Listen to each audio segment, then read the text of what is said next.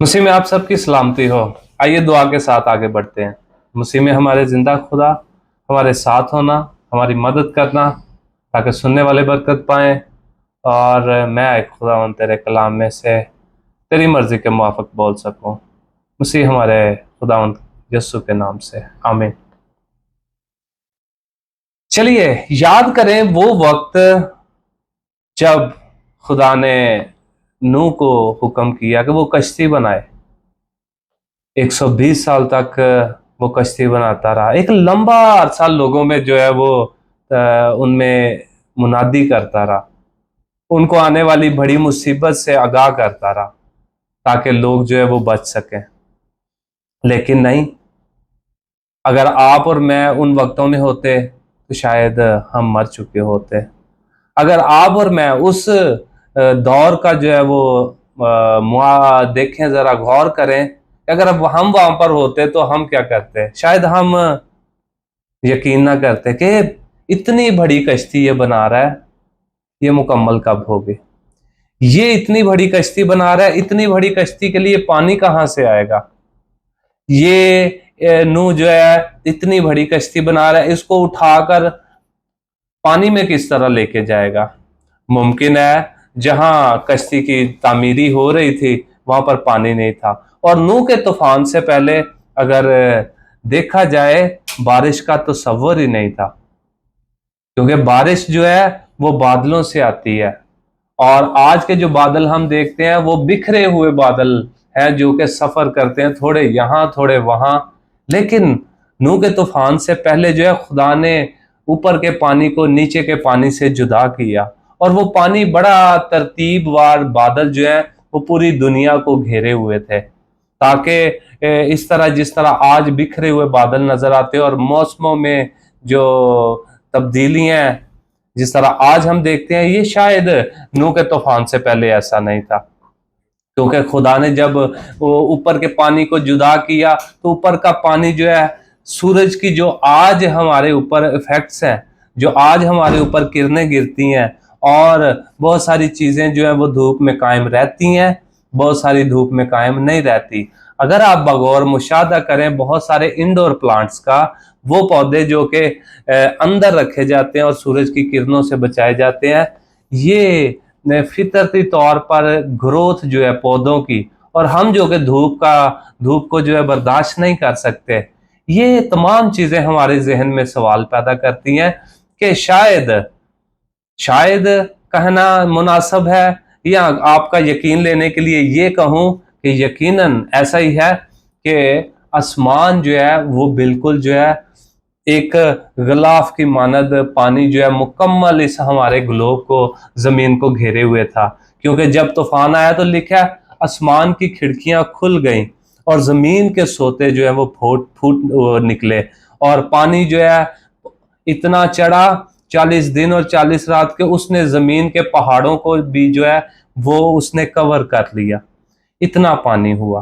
اور بعد میں جو ہے وہ پانی کے سپرنگز، اور وقت گزرتے گزرتے پانی جو ہے زمین کے نیچے اور ہوا میں، اور اس طرح بے ترتیبیاں فطرت میں جو ہے وہ بس گئیں، اور ہم ان کو آج برداشت کرتے ہیں۔ سردی ہو تو بہت زیادہ سردی، بہت سے علاقوں میں ہے، گرمی ہے تو شدید گرمی ہے۔ یہ نوح کے طوفان نے، اگر سائنس کی بات کی جائے تو سائنس کہتی ہے بہت لمبا عرصہ، کاربن ڈیٹنگ کے ساتھ چیزوں کو چیک کیا جاتا ہے، ٹائمنگ اور ان کو جو ہے چیزوں کو ماپنے کے لیے ایک لمبا عرصہ جو ہے وہ بیان کیا جاتا ہے۔ لیکن نہیں، ایسا نہیں۔ اگر آپ خدا میں حکمت پاتے ہوئے میری بات سنیں تو یہ آپ ایسا بھی کہہ سکتے ہیں، وہ تمام لوگ جو ایوولوشنسٹ ہیں، وہ تمام لوگوں کو ہمارے لیے یہ جواب ہونا چاہیے کہ ایک ہی وقت میں جلدی جو ہے بڑی تباہی نے جلد افیکٹ پیدا کیے، نہ کہ تبدیلیوں نے آہستہ آہستہ جو ہے ایک لمبا عرصہ جو ہے وہ لیا چیزوں کو تبدیل کرتے میں۔ پہاڑوں کے اوپر مٹی چڑھ گئی۔ اگر آپ دیکھیں فطرتی طور پر آپ پہاڑوں کی طرف جاتے ہیں تو آپ کہتے ہیں شاید پہاڑ بڑے خوبصورت نظر آتے ہیں، شاید یہ وادیاں، شاید یہ جو دریا ہیں کتنے خوبصورت نظر آتے ہیں، کیونکہ فطرتی طور پہ چیزیں تو بظاہر خوبصورت لگتی ہیں، لیکن کیا آپ نے کبھی روحانی طور پر اس زمین کو دیکھا؟ کبھی آپ نے روحانی طور پر پہاڑوں کو دیکھا، چیزوں کو دیکھا؟ کیونکہ یہ ساری جو ہے اس طرح اگر روحانی طور پر دیکھیں کہ یہ نوح کے طوفان کے بعد کی بگڑی ہوئی شکل ہے، تو آپ کو پہاڑ جو ہے وہ بے ترتیب نظر آئیں گے. جو بیج ہے وہ زمین کا بکھر گیا. اگر کسی ایک بیج کی بات کی جائے تو وہ پوری دنیا میں بکھر گیا. وہی درخت اور پودے آپ کو کبھی کسی اور ملک میں ملیں گے، کسی اور ملک میں ملیں گے. اگر کہا جائے کہ زمین جو ہے ایک بڑا ایک ہی بر اعظم تھا جس کو پینجیا کہتے ہیں، وہ بھی ٹوٹ گیا. طوفان کے بعد بہت زیادہ تبدیلیاں ہوئیں کہ آج کی جو دنیا آپ کو نظر آتی ہے یہ طوفان کے بعد کی بگڑی ہوئی شکل ہے. یہ سب کچھ آپ کو بتانے کا میرا مقصد یہ کہ اس تمام تباہی اور آج کی بگڑی ہوئی شکل آپ کو یاد رکھنا چاہیے کہ وہ تمام لوگ جو نوح کی بات مان کر نہ بچ پائے، یہ وہ لوگ آج اس دنیا میں ہوتے تو شاید وہ یہ کہہ پاتے کہ یہ کیا ہو گیا، کیونکہ انہوں نے دنیا کو بہت خوبصورتی سے دیکھ رکھا تھا.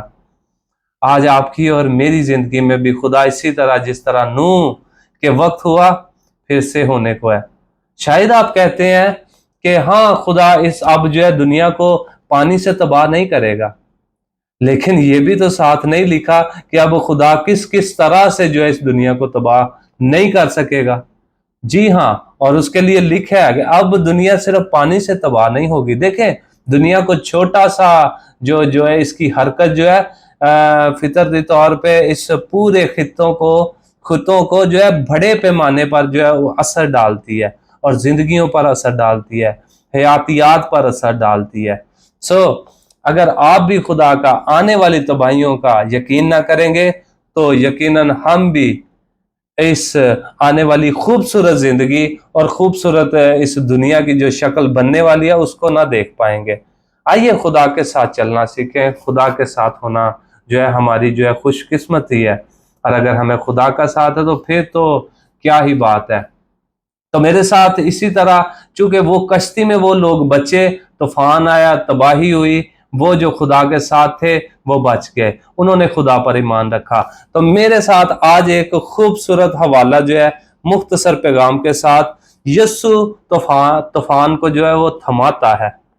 یسوع طوفان کو جو ہے تھما دیتا ہے. اس کو ہم دیکھیں گے جو کہ متی 8 باب میں ہمیں جو ہے یہ واقعہ ملتا ہے. مرکز 4 باب میں بھی ہے، اس کی 35 سے 41ویں آیت، اور پھر اس کے ساتھ ساتھ لوکا 8 باب اس کی 22 سے 25 آیت میں بھی یہ ہمیں حوالہ ملتا ہے جس میں یسوع طوفان کو جو ہے تھما دیتا ہے. یہ طوفان جو ہے گلیل کی جھیل پر آیا. یہ وہی جھیل ہے جس کو جو ہے نسترت کی جھیل بھی کہا جاتا ہے. اور اس کے بعد یہ جھیل جو کہ اسرائیل کے اوپر شمالی علاقہ میں ہے، جو کہ دریائے یردن کا پانی جو ہے وہ ریسیو کرتی ہے اور پھر واپس پانی کو جو ہے یردن کے دریا پر بہا کر جو نیچے ہے ڈیڈ سی، بحر مردار، اس میں جو ہے وہ ڈال دیتی ہے. کیا آپ کی زندگی جو ہے وہ بحر مردار کی مانند ہے یا گلیل کی جھیل کی مانند؟ جس طرح گلیل کی جھیل کو اگر کہا جائے تو وہ جو ہے جھیل جو ہے وہ بلیسنگ کی جھیل ہے، کیونکہ وہ اوپر ہے اور نیچے کیا ہے؟ نیچے جو ہے وہ بحر مردار ہے. گلیل کی جھیل پانی کو جو ہے وہ بہاتی ہے اور پھر کیا ڈیڈ سی جو ہے بحر مردار کو پانی دیتی ہے. آپ کی اور میری زندگی جو ہے وہ بھی گلیل کی جھیل کی مانند ہونی چاہیے تاکہ وہ اپنی برکات کو جو ہے اپنی بلیسنگز کو جاری رکھے، نہ محض اپنی زندگیوں کے لیے بلکہ دوسروں کی زندگی کے لیے. لیکن کیا آپ کی اور میری زندگی جو ہے کہیں بحر مردار کی طرح تو نہیں ہے جو کہ پانی کو آگے نہیں لیے جاتی اور اپنے اندر جو ہے وہ حیاتیات کو نہیں رکھتی؟ خداوند آپ کو بڑی برکت دے اس چھوٹے سے پیغام سے. لیکن آئیے تھوڑا سا اور خداوند یسوع مسیح کا اس طوفان کو جو تھما دینا ہے اپنی زندگیوں کے لیے اس سے جو ہے وہ سبق لیں. یہ جھیل جو ہے बनी इसराइल कौम और इब्तदाई लोगों के पड़ाव के लिए एक बेहतरीन जगह रही है, क्योंकि पानी जो है वो हमेशा से लोगों को, जिंदगियों को जो है अपनी तरफ जो है वो मधु करता रहा है, जिंदगियां कायम रही हैं उनके किनारों पर। तो इसकी बहुत सारी जो है वो तारीखी तौर पर इस झील की जो है कहानियां हमें मिलती हैं उन इब्तदाई लोगों की, जो जिन्होंने सेटलमेंट की, जिन्होंने क़याम किया इसके पास आकर। और सबसे बड़ी बात यीशु मसीह की जो है जो खिदमत है वो भी इसी झील के पास रही। यीशु मसीह जिन्होंने जो है अपने वो बेटिट्यूड्स, जो पहाड़ के ऊपर उन्होंने रुक कर जो है वो पहाड़ी वाज किया, फिर यीशु मसीह ने वहाँ बड़े जो लोग हैं उनको खाना खिलाया, एक बड़ी भीड़ को जो है वो खाना खिलाया। और इसके साथ साथ आपको याद हो कि यीशु मसीह ने शमौन पतरस और उसके भाई इंद्रियास को जब वो पुकारा और बुलाया कि मेरे पीछे हो लो, यीशु मसीह ने अपने शागिर्दों को भी बुलाया। ये झील जो है, जो कम अज कम जो है 8 किलोमीटर चौड़ी और 12 किलोमीटर जो है वो लंबी है, सतह समंदर से 700 फीट जो है वो सतह समंदर से नीचे है, और इसकी गहराई जो कम अज कम 200 किलोमीटर के करीब है। ये झील जो है बहुत खूबसूरत है, और खूबसूरती इसकी इस तरह से भी आप देख सकते हैं कि जो है इसके आसपास जो है वो पहाड़ियां हैं, वो पहाड़ियां जो है कम अज कम 1200 जो है फीट बड़ी हैं, और जो गोलन हाइट्स जिनको भी बोला जाता है वो जो है एक लंबी बड़ी माउंटेन्स है। गोलन हाइट्स जो है वो 2500 फीट जो है वो हाइट में है। जब किसी भी ऊपर पहाड़ियों के ऊपर चढ़े हों तो आप सारा जो उसके जो किनारे हैं, उसके जो शोर्स हैं, उनको आप बखूबी देख सकते हैं। सो यीशु मसीह की खिदमत वहां पर रही। अब एक और बात जो है, इससे पहले कि हम हवाला पढ़ें, अगर मैं आपको बताना चाहूं कि मैं महज आपको इस पैगाम से मालूमात देना नहीं चाहता। मालूमात के मेरे अल्फाज बहुत मुख्तसर हैं और मालूमात के लिए जो है वो अंबार पड़े हुए हैं। झील ना महज इस झील के अंदर तूफान आता है, बल्कि और बहुत सारी झीलें हैं जिनके अंदर तूफान आ सकते हैं। लाइक जब ठंडी हवाएं झीलों के ऊपर आती है और उनके जो नीचे गर्म हवाएं होती हैं, फिर उनका टकराव होता है, और इसके साथ साथ इस झील के नीचे की जो सतह है उसकी गहराई में भी बहुत सारी चट्टानें और जो उबड़ खाबड़ चीजें हैं वो पानी को जो है वो शेक करने के लिए हवाओं के जोर से जो है किसी भी तूफान को जो है वो पैदा कर सकती हैं। जब ठंडी हवाएं गर्म हवाओं के साथ मिलती हैं तो बड़े बुखारात बनाकर ठंडे, तो वो जो है हवाओं की चक्रियां पैदा करते हैं और फिर तूफान आते हैं। अब इस जो है झील में, गलील की झील में, ये जो तूफान यीशु मसीह के इस वाकया में हमें मिलता है कि आया, क्या शागिर्द इससे पहले वाकफ ना थे? क्या शागिर्द वो जो मछलियां पकड़ते हैं, जो एक किनारे से दूसरे किनारे तक ऊंचाई से देख सकते हैं, क्या उन्होंने पहले तूफान ना देखे? जी हाँ, बेशक देखे। लेकिन इस कहानी में जब इस वाकया में हम देखते हैं कि उनके ईमान का जो है वो टेस्ट लिया जाता है, तो ऐसे लगता है जिस तरह ये तूफान पहली दफा उन्होंने देखा है। लेकिन ऐसा नहीं है, वो इस चीज से बिल्कुल वाकिफ थे। लेकिन यीशु मसीह अपना जलाल जाहिर कर सके। आइए थोड़ा सा इसको गौर कर कर अपनी जिंदगियों के लिए इस कहानी को, इस वाकया को जो है वो देखें। 23वीं आयत में लिखा हुआ है, मत्ती 8 बाब 23वीं आयत, जब वो कश्ती पर चढ़ा तो उसके शागिर्द उसके साथ हो लिए। जब वो कश्ती पर चढ़े यीशु मसीह और उसके शागिर्द उसके साथ हो लिए। क्या कभी हम भी किसी कश्ती में सवार होते हैं? शागिर्द, अगर हम शागिर्द हैं तो हम भी यीशु के साथ जो है वो सफर में अपना आगाज करते हैं। क्या ऐसे बहुत से काम आपकी जिंदगी में हैं, या कभी आपने कोशिश ही नहीं की कि आप यीशु मसीह के साथ मिलकर कश्ती में सवार हो? कश्ती जो है हमेशा लकड़ी की बनी होती थी। लकड़ी जो है वो यीशु मसीह की जो है वो कुर्बानी को भी जो है वो जाहिर करती है, जिस पर यीशु मसीह लटके। सो आप भी यीशु मसीह के साथ मुश्किल वक्त में जो है سفر کرنے کے لیے آپ دنیاوی طور پر تو بہت سارے کاموں کے لیے جدوجہد کرتے ہیں، آپ دنیاوی بہت سارے کاموں کے لیے جو ہے وہ کوشش کرتے ہیں، اچیومنٹس کے لیے، بہت سارے دنیاوی چیزوں کے حصول کے لیے محنت کرتے ہیں، لیکن کیا آپ یسوع مسیح کے لیے بھی، اس کی انجیل کے لیے، اس کے پیغام کے لیے جو ہے اس کے ساتھ جو ہے مشکل سفر شروع کرتے ہیں؟ اگر نہیں تو دیکھیں کہ اس کے شاگرد اس کے ساتھ ہیں، کیا آپ وہ شاگرد ہیں بھی یا نہیں؟ اگلی آیت، اور دیکھو جھیل میں ایسا بڑا طوفان آیا کہ کشتی لہروں میں چھپ گئی مگر وہ سوتا تھا۔ کئی دفعہ آپ خدا کے ساتھ سفر تو شروع کر لیتے ہیں، لیکن اس چیز سے بخوبی ہمیں واقف ہونا چاہیے، اور ان شاگردوں کی مانند نہیں ہونا چاہیے کہ ہم سفر شروع کر لیں اور بیچ میں جو ہے اگر بہت سی پریشانی، اگر ہماری زندگی میں طوفان مصیبت آ جائے تو ہماری کشتی کو یا ہماری زندگی کو مکمل طور پر جو ہے وہ اس کا احاطہ کر لے، اور پھر کیا ہو، ہم یہ دیکھیں کہ ہمیں تو کوئی مدد درکار ہی نہیں، ہم تو اب مصیبت میں آن پڑے ہیں، ہم نے خدا کے ساتھ یہ سفر تو شروع کیا تھا لیکن اب اس کی مدد نظر نہیں آتی۔ میرے ساتھ بخوبی بہت سارے واقعات ہوئے، ابھی بھی جب منسٹری کا کام جو ہے وہ شروع کیا، بہت ساری جو ہے اس میں پرابلمز ہیں، بہت ساری چیزیں جو ہیں وہ ہمارے پاس میسر نہیں ہیں، جس حد تک خدمات کو میں جو کہ لے کے جانا چاہتا ہوں وہ ان میں اگر قاصر ہوں تو کیا مطلب؟ میں یہ سمجھوں کہ یسوع سویا؟ کیا میں یا آپ اپنی زندگی میں یہ سوچے کہ میں نے خدا کے لیے یہ سفر شروع کیا ہے اور اب مصیبت آن پڑی ہے، اب وہ چیزیں جو میں دیکھ کے جس کا یہ سفر کا آغاز کیا تھا وہ نامکمل ہے، لگتا ہے خدا سو رہا ہے، لیکن لکھا ہے کہ خدا سوتا نہیں، نہ وہ سوتا ہے نہ اسرائیل کا خدا جو ہے وہ اونگتا ہے۔ خدا کی نظریں ہمیشہ ایمانداروں پر رہتی ہیں، اس لیے آپ ہمیشہ خدا کے ساتھ دل جمعی کریں، اس امید کے ساتھ کہ وہ ہمیشہ اس کی آنکھ جو ہے ہم پر لگی رہتی ہے۔ انہوں نے پاس آ کر اس سے جگایا اور کہا، آئے خداوند ہمیں بچا، ہم ہلاک ہوئے جاتے ہیں۔ کئی بار ہم بھی اس فیصلے میں تو آ گئے، مصیبتیں شروع، یہ جانا کہ اب ہمیں مدد کی ضرورت ہے، شاید اس حال آ کے خدا ہماری مدد نہیں کر رہا تو ہم بڑبڑاتے ہیں، بنی اسرائیل قوم کی طرح جنہوں نے بتھیری دفعہ ہر بار خدا نے ان کے لیے معجزہ کیا اور وہ بڑبڑاتے رہے۔ کئی بار میں اور آپ بھی اپنی زندگی میں جو ہے وہ بڑبڑاتے ہیں اور پھر شکایت کرتے ہیں اور خدا کو جگانے کی کوشش کرتے ہیں، اے خداوند کر، اے خداوند کر، یہ میرے لیے یہ کام کر، میرے لیے وہ کام کر، لیکن نہیں، ضرور ہے کہ خدا کے شاگرد جو کہ مصیبتیں پریشانیاں اگر نہیں سہیں گے تو وہ کس طرح اس کے حقیقی شاگرد کہلائیں گے؟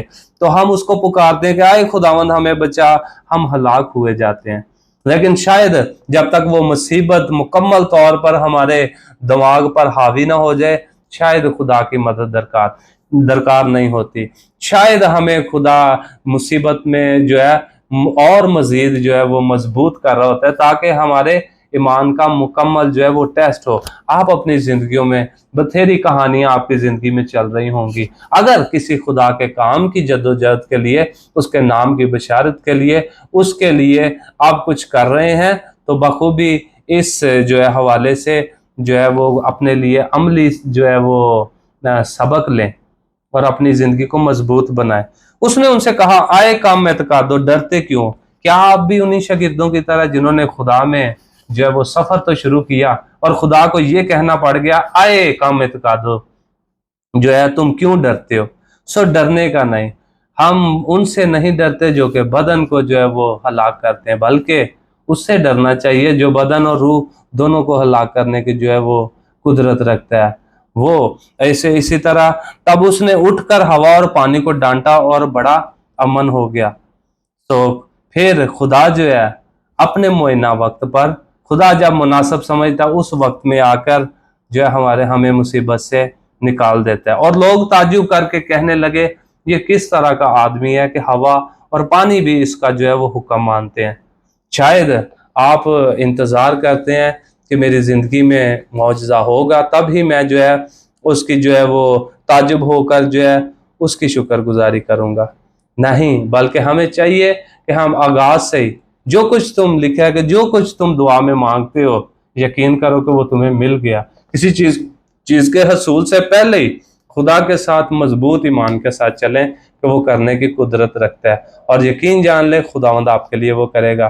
خداوند اس چھوٹے سے میسج کے ساتھ آپ کو بڑی برکت دے، اور میرا مقصد اس چھوٹے سے پیغام کے ساتھ آپ کو خدا میں مضبوط ہونے کے لیے جو ہے آپ سے جو ہے آپ کے لیے یہ پیغام دینا تھا، تاکہ آپ خدا میں جو ہے کسی طرح سے بھی سفر شروع کریں، چاہے وہ آپ کی دنیاوی زندگیوں میں کچھ مقاصد ہوں، کچھ بھی ہو، آپ کی زندگی میں بھی ضرور وہ طوفانی کیفیت آئے گی جس میں جو ہے آپ کو گزرنا ہے اس ایمان کے ساتھ کہ خداوند ہمیشہ آپ کے ساتھ ہے، وہ آج کل بلکہ اب تک جو ہے وہ یکساں ہے، اور وہ ہمیشہ ہماری مدد کے لیے جو ہے وہ میسر ہوتا ہے۔ ہمیں یہ یقین کرنا ہے کہ اس کی آنکھ دیکھ رہی ہے، ہمیں یہ یقین کرنا ہے کہ وہ ہمیں کبھی تنہا نہیں چھوڑتا، وہ ہمیشہ ہمارے ساتھ ہے۔ خداوند اس پیغام سے آپ سب کو بڑی برکت بخشے، آمین۔